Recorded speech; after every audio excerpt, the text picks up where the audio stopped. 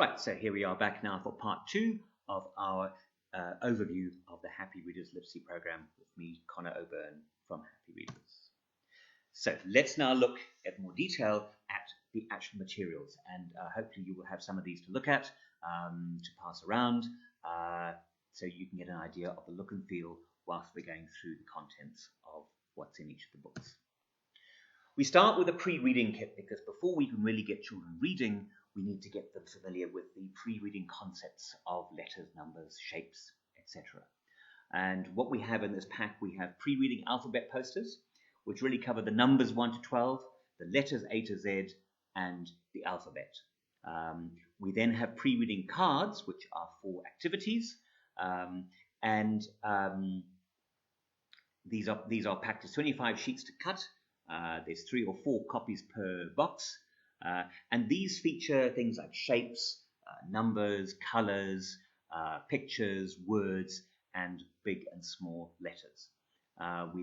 Which makes a total of 140 activity cards. And there are a whole bunch of games that come with it. There's a teacher's handbook that shows activities that children can learn to really familiarize themselves totally with all the shapes, the colors, the letters, the numbers, words, pictures, etc.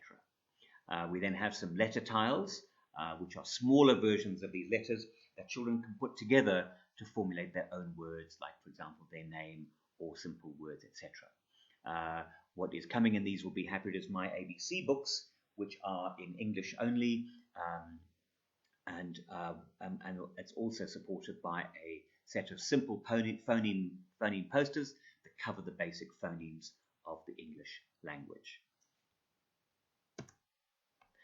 Then we have a new edition, which is brand new, which is our phonemes and phonemic awareness materials. We start with 2 ABC dictionaries, which use the phonemes, of course being the sounds of English, as opposed to the letters. And we start with the phonemic dictionary, which is the same format of ABC dictionary that we've seen before, but it gives you the phonemic breakdowns of each word to help build the word attack skills. And then we also have an ABC dictionary, which is in phoneme order or sound order, as opposed to alphabetical letter order. We have the phoneme overview posters, so that's what we saw in the previous pre-reading pack. And then we have one poster for each of the 44 phonemes and sounds of English. Again, 44 phonemes, 26 letters, and this is one of the great difficulties of teaching English. There's one per phoneme, which shows the phoneme, words that use it, and the pictures of those words. And then we give the phonemic breakdown of each word in full. We show the letter variants for the same phoneme. Again, one of the complications of English is that the same sound in English can be made by different letters, and different letters make different sounds depending on where they are found in a word. We try to use a very small vocabulary of familiar and essential words, including numbers and colors, and largely being words that are found in level 1 of the reading scheme and the ABC dictionaries. And then we give some basics posters which kind of outline the concept of phonics and phonemes, and some of the way the letter combinations work to make different sounds. Again, they are packaged as posters and books to help teachers to teach the basic phonemes and sounds of English. We have then support materials, like ABC Dictionary that we've mentioned before, which has phonics teaching support. The ABC Dictionary has words for each letter of the alphabet using the same font as found in the books. And this one book contains 43 of the 44 phonemes found in English. The one that's missing is a more complex one, which children aren't yet ready to try and read. The example here you see is in English, Shona and Ndebele for Zimbabwe. We are working on developing multiple local language versions for Malawi and Zambia as well. Now, having looked at the pre-reading resources and support, let's now move on to level 1, which is the set of books that children really start to develop and practice their reading on. And we call it level 1. This is what we typically use in the first year of learning English according to the national curriculum. We start with level 1, book 1, the simplest of the books. And you see here it's got a clear picture in bright colors that shows the main character, Betty Bear, who is running.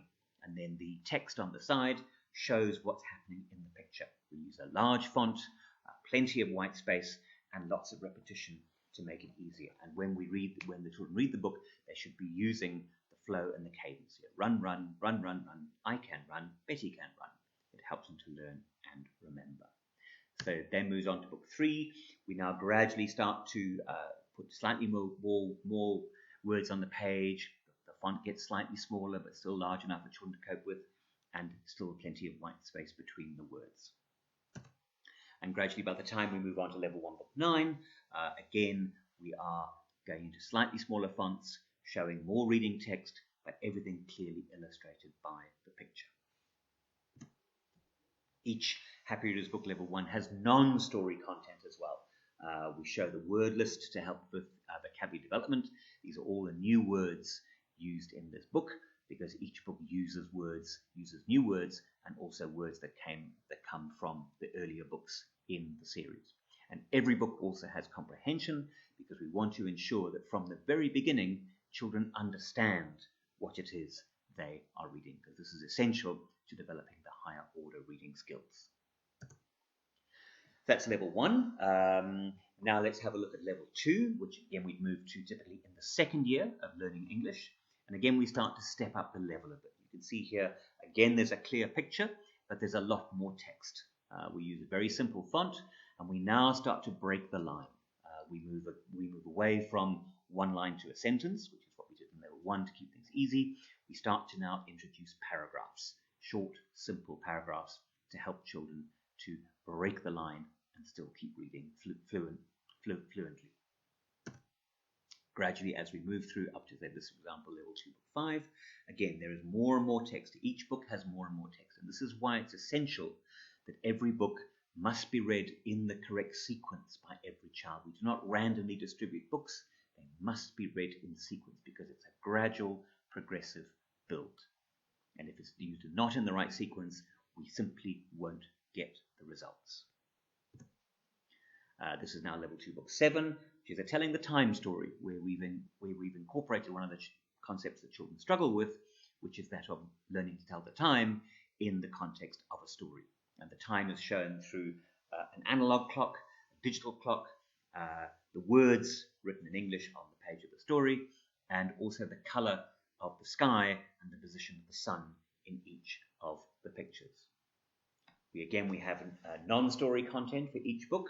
We have exercises around letters and sounds, which is developing more of the phonics skills, and particularly helpful in the area of spelling. We have more comprehension questions. There are sort of more questions. We start with multiple choice as before, and we gradually increase the number of questions, the number of choices, and then we also move on to open-ended questions, which also serve as discussion topics. And then we cover aspects of the English language, and in terms of the functions of each of them, and what the words do, for example, a verb. Moving on now to level 3, which is again brand new series that's just coming out now. But again, these really start to stretch the children's reading and expand and really prepare them for being able to read pretty much anything that they should encounter whilst at primary school.